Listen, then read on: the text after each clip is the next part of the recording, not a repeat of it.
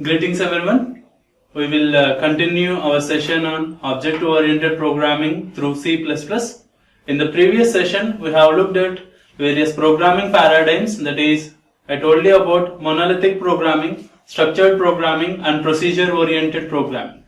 In this session, we will be looking at what is object-oriented technology, or otherwise another programming paradigm I told you about, the object-oriented programming paradigm. And we'll be looking at what are the advantages of object-oriented programming. Then we'll be looking at the differences or what is the advantage of your object-oriented programming over conventional programming languages. And at last, we will be briefly looking at the list of all the key concepts of object-oriented programming which we'll be learning in the next session. So currently we'll be looking at the object-oriented technology. So first, before that, we'll look at what I told you in the last class. What are the disadvantages of your conventional programming languages? So as I already told you, the first thing is the program management. Okay. So as a part of what is this program management? In the last class I told you, so whenever the small programs you are writing, whenever you are writing smaller lines of code, you can write that particular code by using any conventional language. But as the program size increases, as the number of lines of code increases, writing a program in a conventional programming language like C will be harder for you. That is, management of your code will be harder for you. The management might include what you call it as adding new things to the particular program or creating an existing program. So basically, whatever may be, whenever you are writing large size of codes, managing that particular code will be very harder when you go for conventional programming languages, and it will be very easy when you go for what we call it as next object-oriented programming languages. So when you go for your procedure-oriented or conventional programming languages, the programming management will be very tough. So next, when you see the conventional programming language, you are giving less importance to the data. So as I already told you, data security. You are not providing data security in conventional programming languages. So most of the data will be present, as I have already told you, it will be present as global data. So this global data can be accessed by any instruction or function in the particular program. So you are not providing any proper security to your data. So there is no less importance or no importance to the data. The next thing is more importance is given to the solution of your particular thing. So whenever you are designing something, you are giving more importance to the solution. So you are giving less importance to the data. So giving more importance to the solution, okay, you are indirectly avoiding what you have to do with the data. So I already told you your conventional programming languages will be top-down design. So this point, the top-down design approach will be used in conventional programming languages. In conventional programming languages, whenever you are using top-down design, we are indirectly dealing with the solution. We are not directly concerned about the data part. So whenever you are dealing with the solution, you are not concerned with the data. So indirectly, what I call it as, you are indirectly neglecting your data. So you are not providing security to your data. So top-down design approach mainly concerned about solution. When you are concerned about solution, you are neglecting the data. So as a result, you are providing less security to your data. Okay. So this top-down design approach will not be suitable when you are going to write large size of codes. So modifications also will be very tough in your programs. So all these things are your disadvantages of your particular conventional programming language. So to wrap it up, you can see that you are giving less importance to the data and you are giving more importance to your solutions. Okay. So this will be mitigated in the next object-oriented technology. So the next thing you are going to look at it as the object-oriented technology. So before knowing what is object-oriented languages you have, what is object-oriented concepts you need to know. First, basically you need to know what is object orientation. So how you are going to look at your objects in the particular solutions. So first thing, object orientation aims to implement real world entities, as you could see here. Sorry. Okay. So we'll be implementing real world entities which can be perceived as objects. So real world entities. So whenever you are writing some program, or whenever you are trying to design some solution to any problem, so instead of looking at how to solve the problem, you have to look at what are the real world entities which are involved in that particular program. Okay, you will not be concerned about how you are going to solve that particular thing. First you have to concern about what are the things which are present in the particular problem. So for example, if you are trying to implement some student management system, okay. So whenever you are trying to implement student management system, so in a student management system there will be one operation called as, okay, giving attendance. So you mostly will be concerned about how to implement attendance in your particular system. So how you are going to give the attendance, how you are going to post the attendance, how you can view the attendance, all these things will be operations. Okay, so instead of looking at what are the operations done by the student, we'll be looking at the student as an one object. Okay, so student is the real world entity there. So real world entities will be treated as objects here. Okay, this will be objects.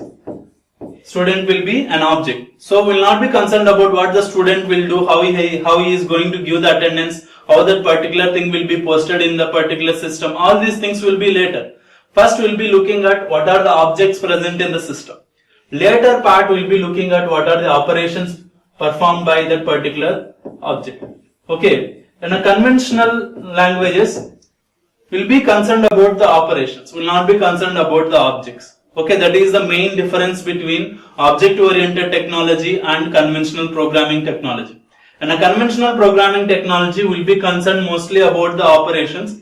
In object-oriented technology, will be mostly concerned about the constituents of your particular software, that is your objects.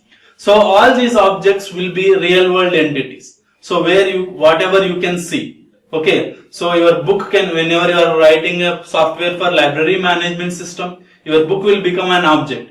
Your librarian will become an object. The student will become an object. So each and every real world thing will become an object in the particular system. Okay, so we'll be concerned about the operations later. First we'll be looking at the objects. Okay, so all the real world entities will be perceived as objects here. So an object represents any real world entity. So the first thing in object oriented programming is to collect all the objects as a programmer wants to manipulate and identify how they relate to each other. So first step of your object oriented programming would be to first identify what are the objects present in your system and how they are interrelated one another. So for example, I already told you we'll be having librarian. Okay, in a library management system, so the librarian and student will be involved, and librarian will become an object, student will become another object, book will become an object. Okay, so they will be interrelated in some manner. Okay, you have to find out all the relationships between these objects. Okay, so we'll be taking the book, student will be taking the book. Okay, librarian will be issuing the book like this. Each and every operation will be present as a part of that system. But basically we'll be concerned about what are the objects which are present in the system. Okay, so the first thing is to collect all the objects which the programmer wants in the system and how they are related with each other. That is the first step of object-oriented programming. So to identify the object. Next it will come what are the operations performed by each object. Okay. So the next thing is, examples of an object can range from physical entities such as a human being, as I told you, like your particular thing, librarian, student, all these things will become an object. Okay. So who is described by properties like names and addresses. So each and every object will be having its own properties like name, addresses, down to small computer programs. Okay, what I need to say is each and every real world object will be treated as, real world entity will be treated as an object. That object will be having its own properties. We'll be looking at what are its properties, how these properties will influence. We'll be looking them one by one in the next slides. For the time being, know that whenever you are trying to solve a problem or trying to write a new software, instead of looking at what are the operations you are going to implement in that particular software, in object-oriented technology, first we will be looking at what are the objects involved in that particular software, later how they are interrelated, that is how the objects are related with one another, Later we'll be looking at how they will be manipulating one another. So all these things will be part of object oriented technology. The next thing, so an example of your object oriented technology, so how we can treat one person as an object here, one human being an object. So the object will be having, as I already told you, so object will be having its own properties. So one such property is the name.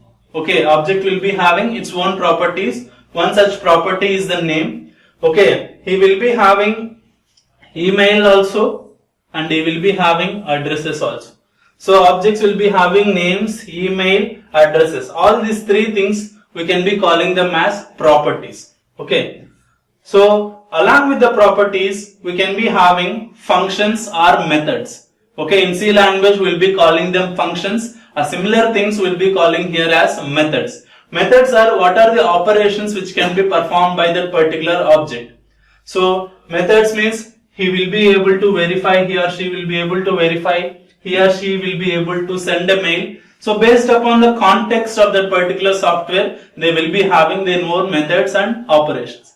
For the time being, know that every object will be having two parts. One is properties. The second thing is methods. So the properties will tell what is the object, what is the name of that object, what are the various other properties of that particular object. Methods will tell what are the operations or functions which will be performed by that particular object. So a set of group of similar objects will be treated as one class.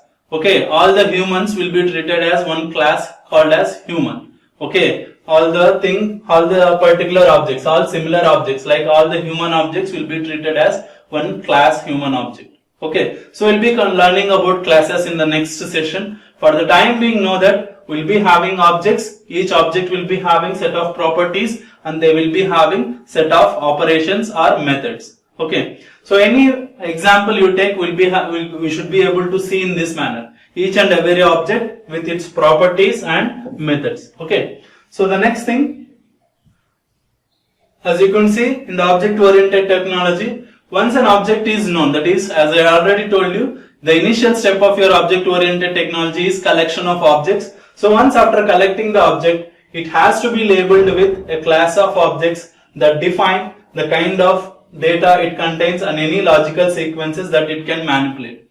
So this is somewhat technical words, but the kind words are each and every object has to be having its own properties and methods.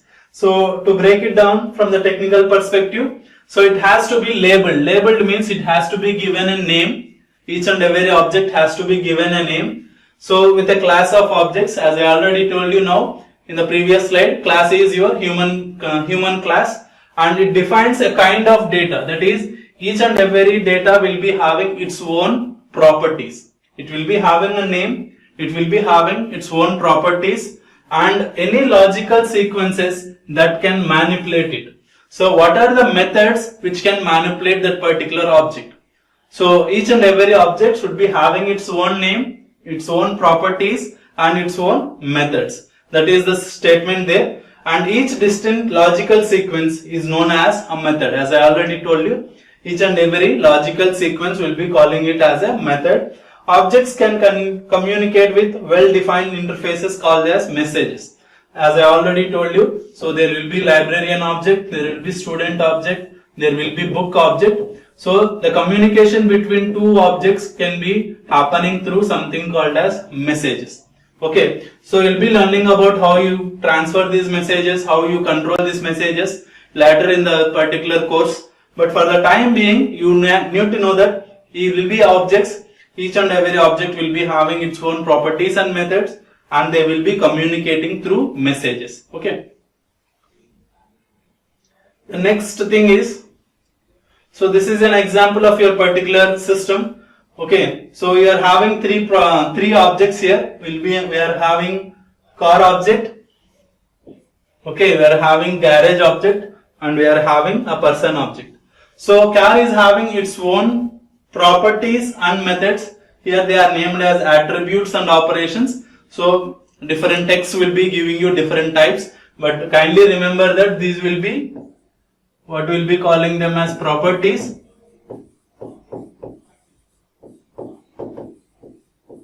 These will be calling them as methods. So each and every objects will be having the same thing, attributes or operations. So properties are what are the thing which the car will be having the thing. So car will be having its own speed, it will be having the fuel, and it can perform the operations get the speed, get fuel.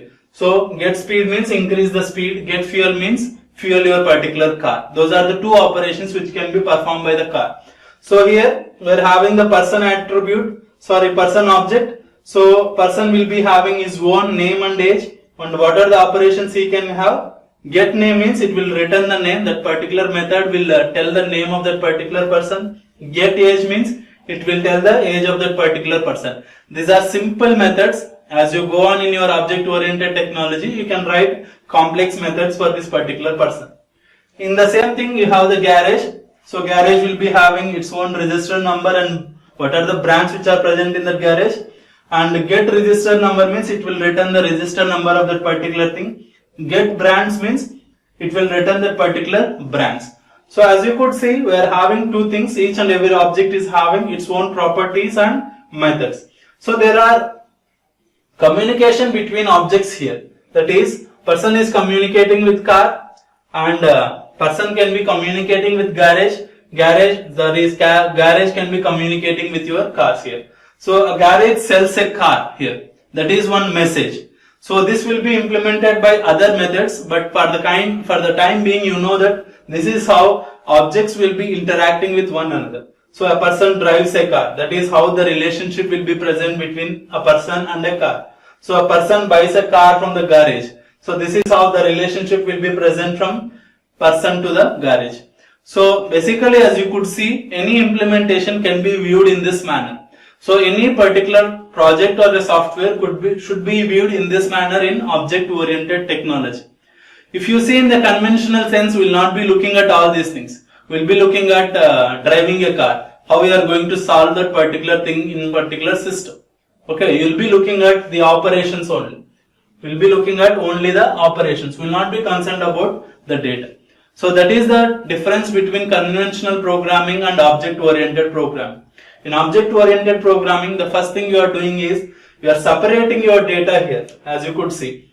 Each and every objects will be having separate properties, and that we will be calling it as the data. And whatever the methods we have, those methods only can modify or use this particular data. Get speed.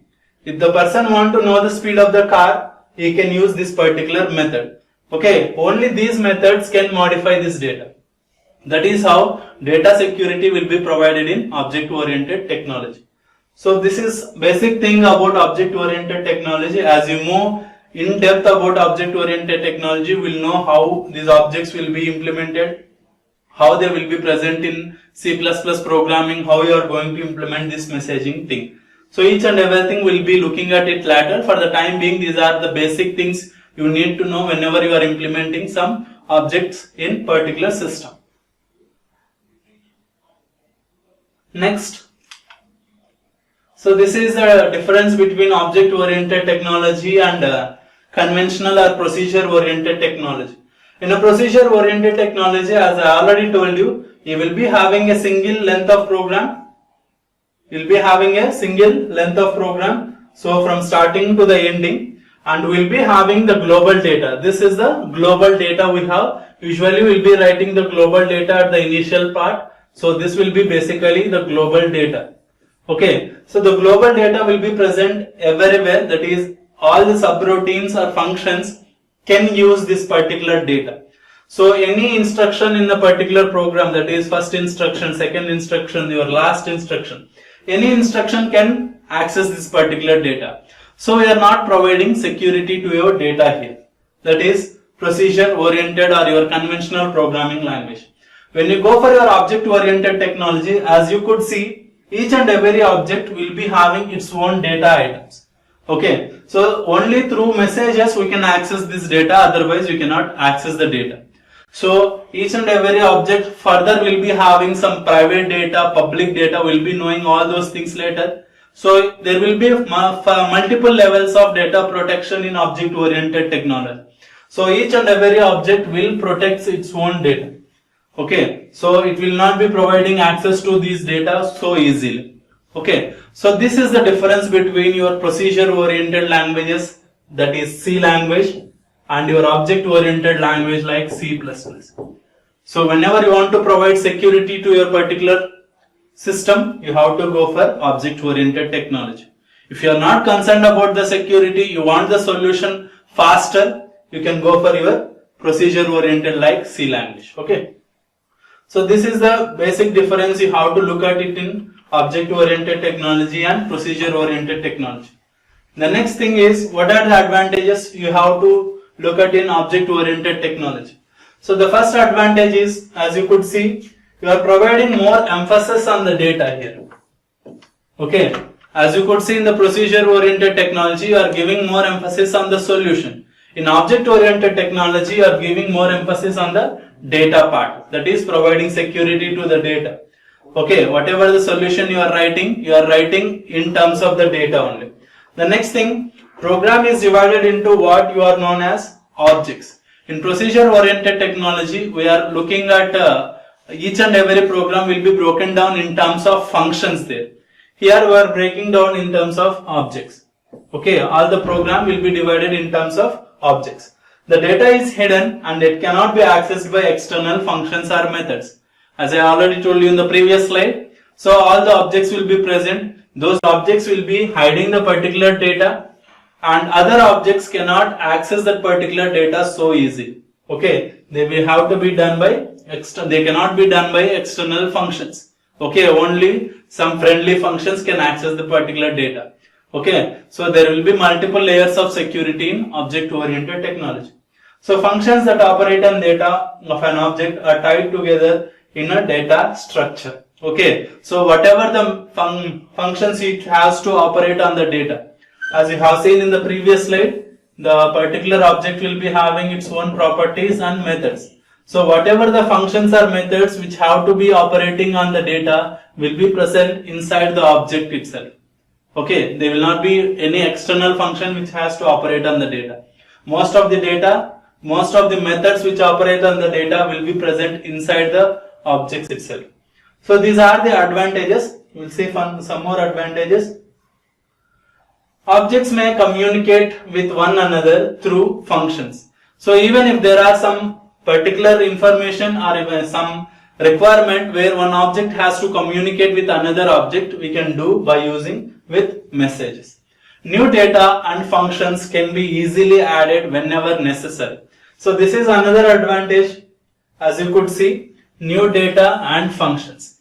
So whenever you want to add new things, okay, so in a procedure oriented technology, you have to find out whenever you want to add a new function, you have to completely write a new module and try to club the module into the particular existing system.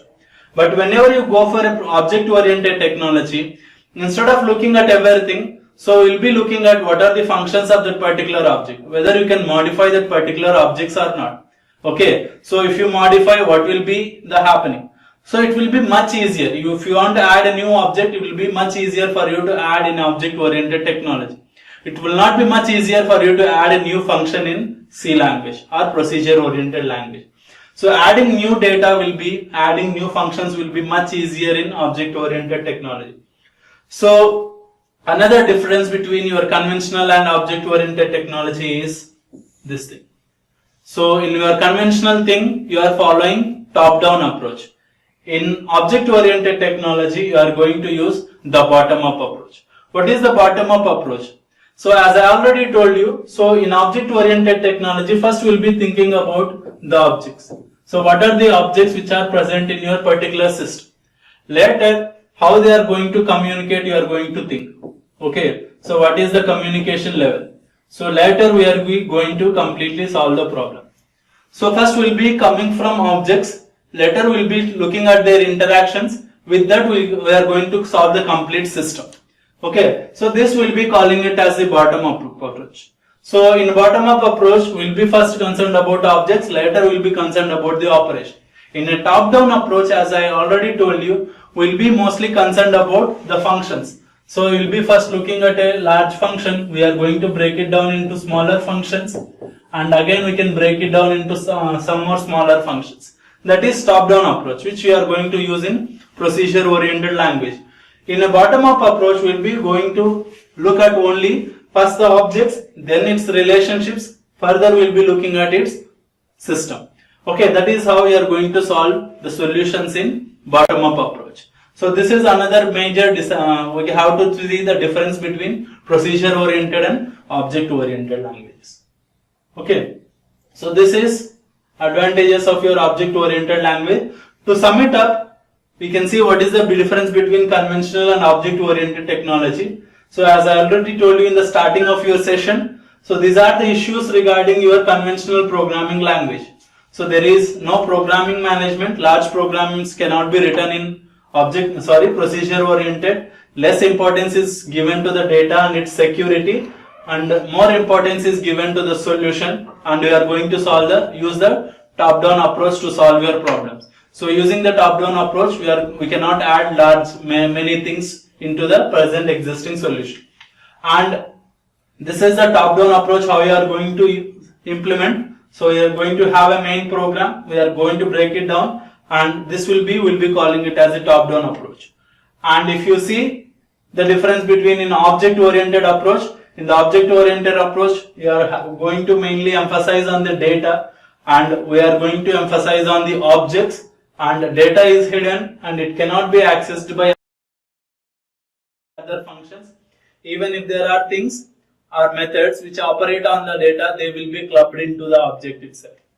Okay, and objects may, if there is any need, objects may communicate with one another through functions, and new data and functions can be added quite easily, and it is going to use the bottom-up approach, which will be helping you to solve the problems quite easily. First we will be looking at the objects, later the solution part. So these are the things we have seen in this particular session, where you have compared your conventional programming paradigms and your object-oriented technology. In the next session, we will be looking at what are the various concepts which form this object-oriented technology. So as I already introduced you to two things, that is what is an object. We will be looking at further what is a class, what are these methods, how these methods will act upon the data, and where there are numerous features in object-oriented technology which we will be knowing in the next session. That is, there are large number of object-oriented concepts. So in the next session, we will be looking at all those things. For the time being, we will wrap up this session. We will be looking them in the next session. Thank you.